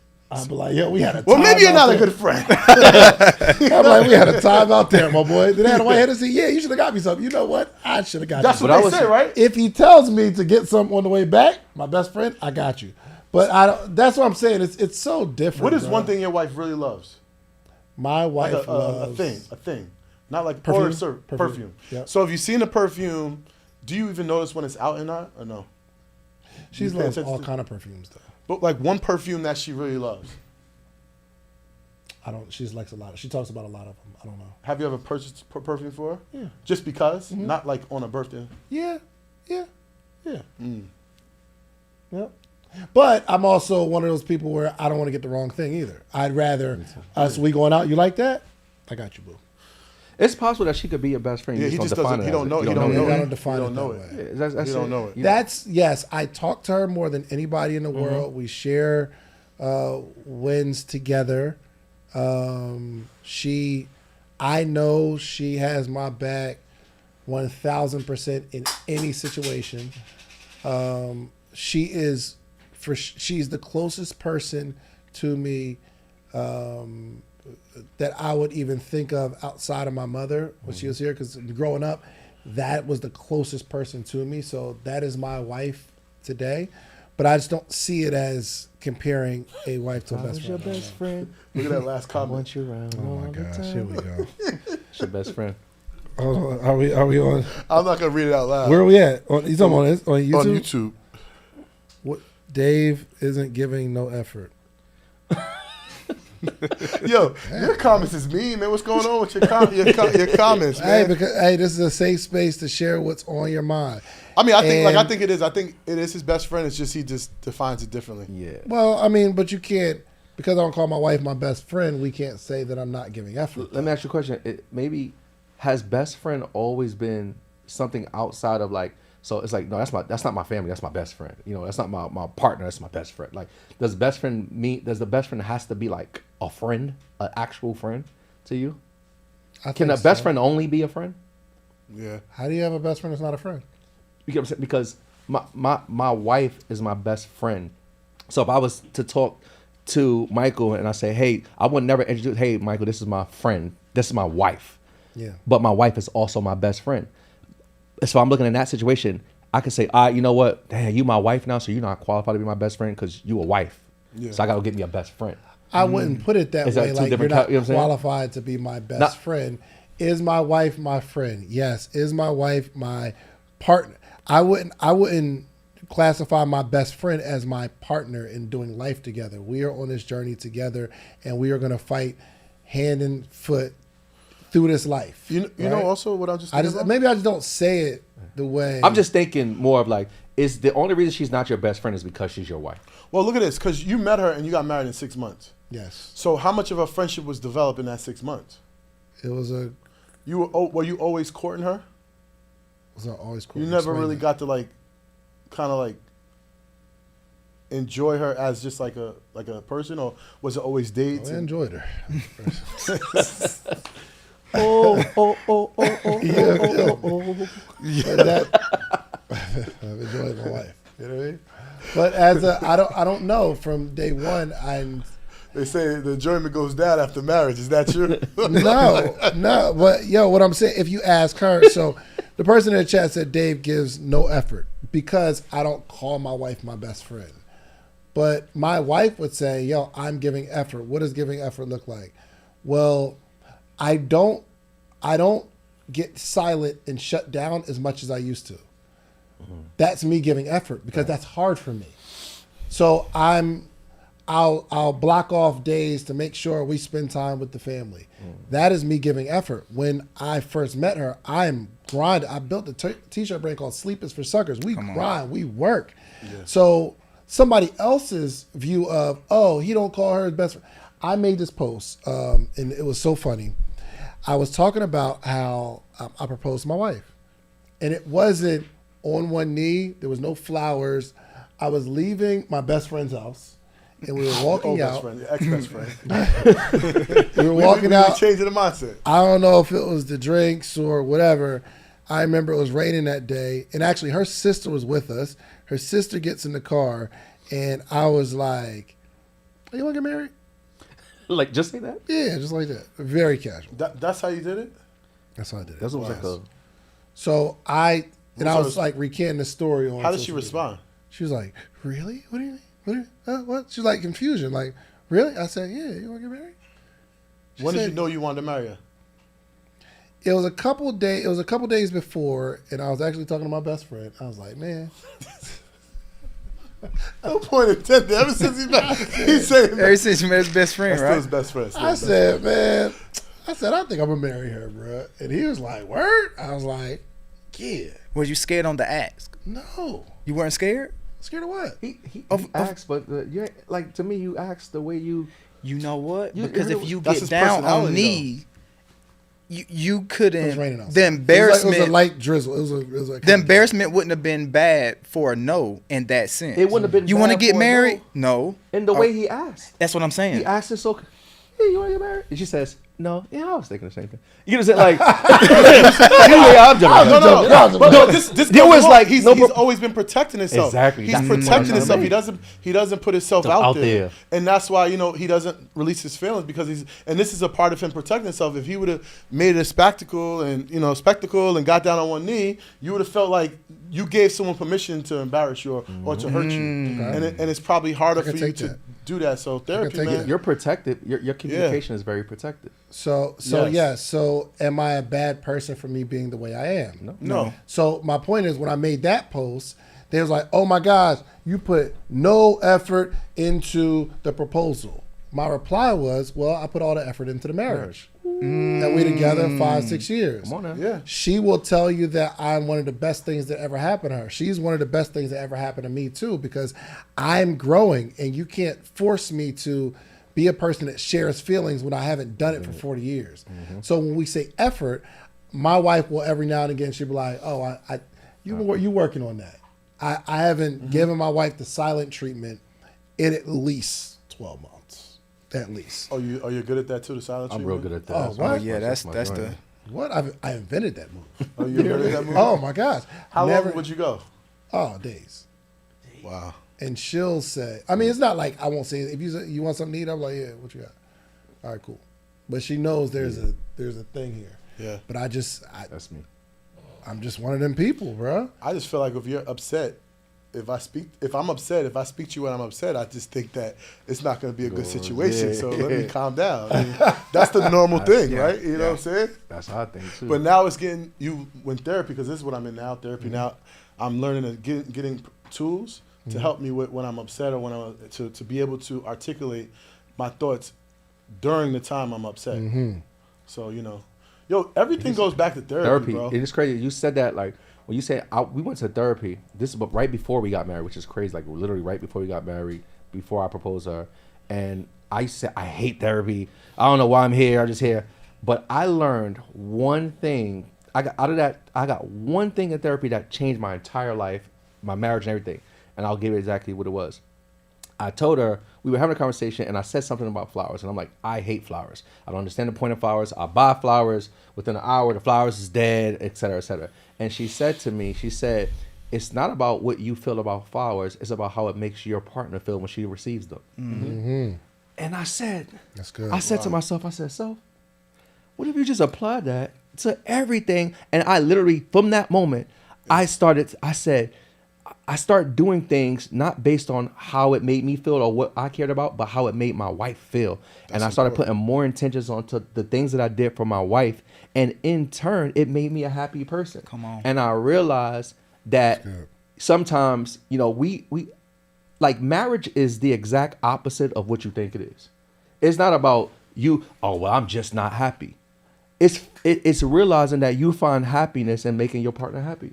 It's the exact opposite. And I started to realize that, and I said, man, I'm finna live my life like this. So I always do things not based on how I feel, because I don't need it, to be honest. I don't need to hold hands. I don't need to wear matching, I don't need to say I love you. But now I make sure in my house, at least once a week that I verbally say it, not text it and say I love you. And I make sure at least once a week I stop my wife, regardless of what she's doing. I say it's time to let's bring it in. Let's have a hug. Let's just hug, right? I don't feel I need it, but I know how it makes her feel. Yeah. Yeah. I don't need to say I love you to know that I love my wife, but it's not about how I feel. It's about how when I say it to her, how it makes her feel. This is really therapeutic for me, guy. Her Real talk. Like this her is love language. Learning her love language is good. really important. Learning her love language. Once you learn her love language, it makes it easier to please her. Absolutely. I mean, unless you're dealing with some stuff yourself. Well, So I'm just it's so good. Like you said, this is therapeutic because I'm realizing even my own flaws, and I'm not like bragging about how I feel, or I'm not bragging about me being kind of like this. I don't know if I use the word stoic like that, but I'm growing and hearing you all conversate. Yo, my best friend, and it makes me think. I'm not holding on to my belief that my wife isn't my best friend. I'm actually thinking through, like, okay, why am I looking at this from this perspective? And maybe I need to do something different. Not that I believe it automatically right now, because I think we're okay, but I know we could be better. Mm-hmm. Okay, we've been on this topic too long, because I know they eat me up in the comments. Let's wrap this up. Last question or two. What would your wife say you still need to work on today, this day? What would your wife say you still need to work on? I mean, that's easy. Communication for me, like communicating and hearing her. Those are probably the two things, because you don't hear her. I don't communicate. Well, I'm working on communicating in a better way, especially when something's bothering me, letting her know. That's why I say you got to let them know when something's bothering you, that either she did or even I did, and hearing her, seeing her. Mm-hmm. Like, women want to be seen. Yeah. You know what I'm saying? Like, the fact that you didn't know how hard it was to take care of the kids in the house, you was like, oh, that's easy. You're supposed to do that. I pay all the bills, you do all that. But then when you got into that and you had to do it, you actually, that was like the time you seen her. Mm-hmm. So, like, seeing her, you know, what she sacrifices, the things that she do. Because this is another thing, too, I wanted to ask, I read this book. I wish I knew the name of the book, but a lot of men don't feel like they have to submit to their wife as well. When you say submit, what you mean?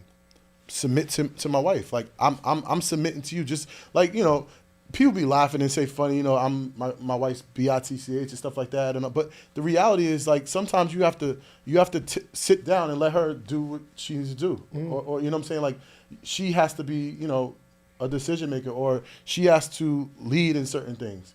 Like, you don't have to lead everything, you know. 100%. And I think it's hard for men to submit to their wife in a certain way. Yeah, so I think those are all the things I've been working on. Got it. JD. It would definitely be about the time and energy that I give into my kids, which people probably who know me would probably be like, but you always doing stuff with your kids and you're always giving energy to your kids.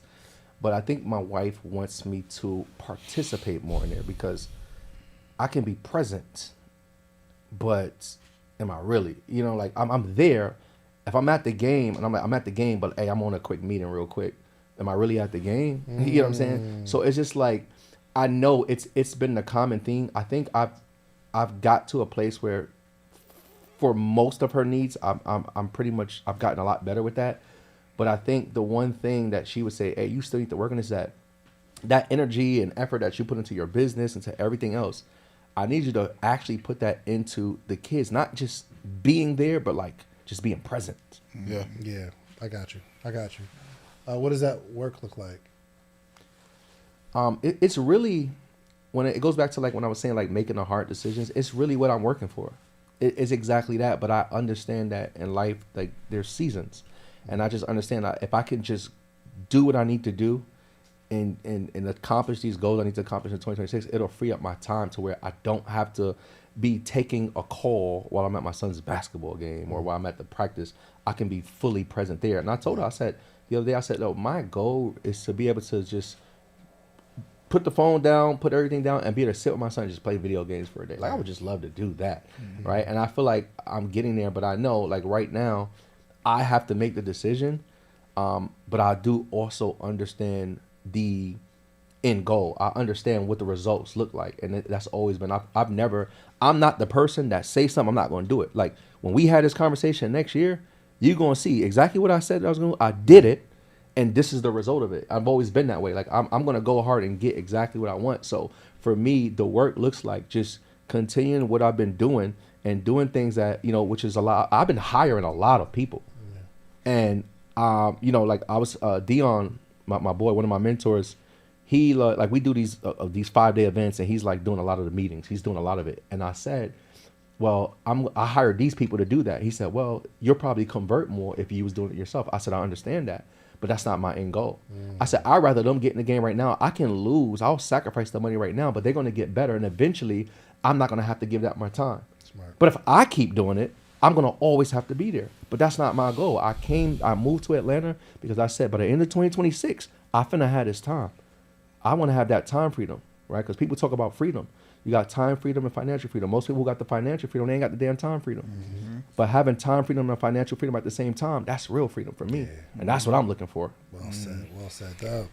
Mine You would got me be. thinking you from Atlanta. You said Philly. My son said that too. Let's get it. So mine would be the communication part, but just not placing my desired result for her. What I mean by that is we want time freedom, financial freedom, things like that. But my best friend, Joshua Rico, his wife told him something as he started his journey, and it hit me, even though my wife never said it. She was like, I actually liked it better whenever we were broke. Because the time and things that you can instill, the time that you have together, because let me tell y'all something, that broke love is different. I'll be real with y'all. That broke love is completely different. So with me, it would be that is not putting what the desired life looks like for me, which would be complete financial freedom. We can go wherever we want to go, however long we want to go with whoever we want to do it with. And that's not her goal. So, you know, my wife's career is in, you know, she worked with children that's in child advocacy. And that's purpose work for her, therapeutic for her. My goal is like, listen, I'm trying to retire you so you can stay home with our kids. But allowing her to operate in where she flourishes at is one thing that I would say that I struggle with. Well said. Well, I don't struggle with anything, so I'm going to give you all the last question. We're about to wrap up. I think I've already said too much. I think I shared all of my struggles already. I want to wrap up, man, with this question. You can absolutely let everybody know how to get in touch with you and also give your wife a message. What advice would you give a rich husband? And when I say a rich husband, someone that is building a business, they got the money, they got the stuff. What advice would you give a rich husband? We're going to start with you, Doug. Sit back, reflect, and listen. Just that simple. Sit back, reflect on what you are seeing. Because you can't see certain things because, like they said, you can have sight with no vision. Whenever you in the chaos of things, kind of like what Mike said, whenever you in the game, you can't see what's going on the opposite end of the court. You locked in right here on what you're focused on. So whenever I say sit back and reflect, analyze what your wife is telling you without actually telling you. Actions speak louder than words. We've learned that since we were a kid.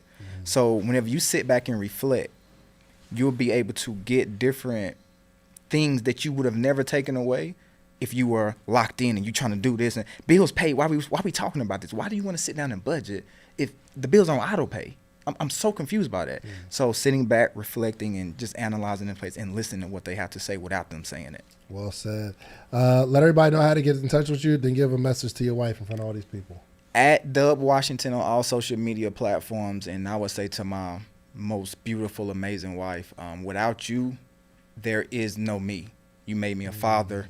You made me a husband. You showed me how to be a man more than my own father ever did. Wow, well said. That's deep. Yes, That's strong. Money Mike, talk to me, man. What advice would you give a rich husband? So I'm gonna just keep it straight. I'm no shot. Is because you've accumulated so much success, the success brings opportunity, right? And some of those opportunities aren't opportunities you should be taking advantage of. So I would say the grass isn't greener on the other side. Don't listen to the devil voice on your shoulder, and don't let the money get to your head. Don't let the fame get to your head. Don't control your ego. That's what I'm gonna say. Control your ego, and I think life would be great for you. I love it, man. Let everybody know how to get in touch with you, and then talk to your wife in front of all these people. I mean, how could I follow that? I mean, That's crazy. Yeah. Follow me everywhere. Michael J. MacDonald. That's MichaelJMacDonald. DONALD on everywhere. And what I would say to my wife, baby, my best friend, I love you. You inspire me. And I appreciate everything you've sacrificed for our family. And I love the way you pour into me, and you've made me a better person. So 2026 is for you, baby. I love you. I'm waiting on the tear. It's coming. Nah. Thank you so much, my Can't show brother. your feelings. Remember that's what they said. JD, talk to me, man. What advice would you give to a rich husband? Man, after what Michael said, it's when you seriously, like when you start making money and you have the things, there's gonna be other women. They see what you have, and not only they see what you have, they see how you treat your partner, and they want that. And I believe marriage is a series of answered questions, right? Your wife may be the answer to all these questions that you've been looking for, all these things, all the solutions to the problems that you have. Like she's everything that you want. And the moment she's not the answer to one question, it doesn't mean that you got to go find the answer somewhere else. Because she may not be the answer. She may not do things the way you want in one or two or even three areas of your life. But if you look at it from the opposite, if I got 97 out of 100 right, she's still 97%. Yeah. But you gonna go and try to get the answer for one question, and that's only 1-2%. So you chase it. You going to sacrifice 1% when you got 97% sitting at home right in front of you. Well said. Yeah, it's Well true. said. That's good. Yeah. True. That's good. Let everybody know how to get in touch with you, and then give a tailored message to your wife. Okay, so you guys connect with me mainly on Instagram at the JDinkins. That's THE, the letter JDINKINS. And to my wife, everything I ever am and everything I ever will be is because of you. Girl, when I wake up next to you, the sun shines so much brighter. Play the violins. Come on. No, but seriously, my wife, she absolutely changed everything in my world. I tell all the time, she taught me how to become a man. I had no intentions of marrying anyone, never thought about marriage until I met my wife. And she's just made me who I am. Like, literally everything that I do, every piece of success that I've ever created is because of her. And that's why I live to make you happy. Everything that I do is literally to make my wife happy and to set y'all up for if there ever becomes a day where I'm not around, I want to make sure that my wife, my kids, my family is good forever. And that's why I go as hard as I do. And it's because of you. Yo, listen, you know my favorite line? Talk to me. I tell my wife, I say, all you got to do is just breathe. I take care of the rest. Come on, man. That's Just it. breathe. That's all you got to do is just breathe. You take care of the rest. That's Yes, it. sir. Man, thank y'all so much for coming, bro. This was eye-opening for me. I learned a lot. And if I was going to talk to a rich husband, somebody that's building something big, one thing I learned is that life and your outcomes is just a series of decisions. So everything you decide to do will show up at some point.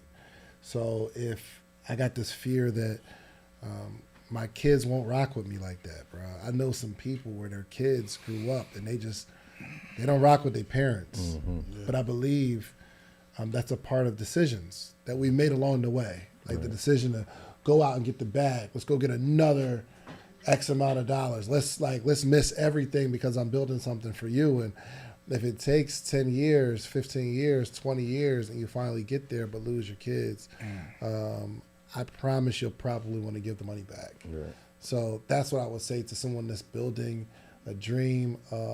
But to my wife, I would say, I thank you for your patience.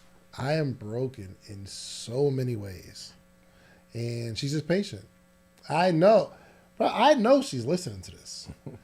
And when I get home, so what you mean by that? I know it's happening, but she's been really, really patient with me because of my upbringing and my lack of my ability to even share how I feel. And I've been growing because of her patience and her saying, okay, well, it's okay. Just trying to make it a safe space for me. And you are a superhero. So love you, honey. I was trying to cry. I tried. I tried to manufacture a tear, bro. That didn't work. But thank y'all so much, man. If Thank y'all enjoyed this, please go follow these gentlemen. Y'all, I called y'all because you all are good at business, but also good at home and good human beings. Mm-hmm. Right? There's certain people that are killing it in business that their husbands, I wouldn't even think to call them. Mm-hmm. It's just, it doesn't make sense. So thank y'all so much for coming out, man. Listen, family, follow my boys, and I'll see y'all next week. Later. Peace. Take it easy. Good job. Good job.